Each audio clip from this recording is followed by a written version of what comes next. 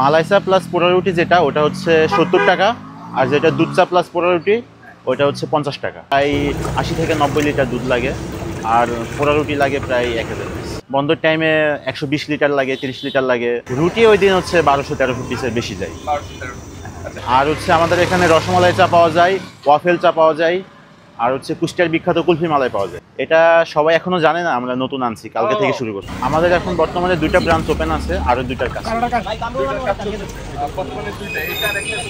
এটা হচ্ছে আরেকটা মিরপুর 12 নম্বর সাগুফতা 0 পয়েন্ট, আর এটা হচ্ছে মিরপুর 2 নম্বর লাভ রোডে 3 রাস্তার মোড়ে। হ্যাঁ, সপ্তাহে 7 দিন বিকেল 5টা থেকে রাত 10টা পর্যন্ত।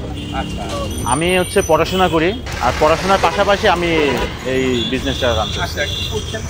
আমি হচ্ছে সিভিল ইঞ্জিনিয়ারিং এ পড়তেছি বিউবিটিতে। হ্যাঁ। আপনারা বর্তমানে কয়জন আছেন? আমরা হচ্ছে 3 জন পার্টনার, আমরা 3টা ফ্রেন্ড মিলে চালু করছি।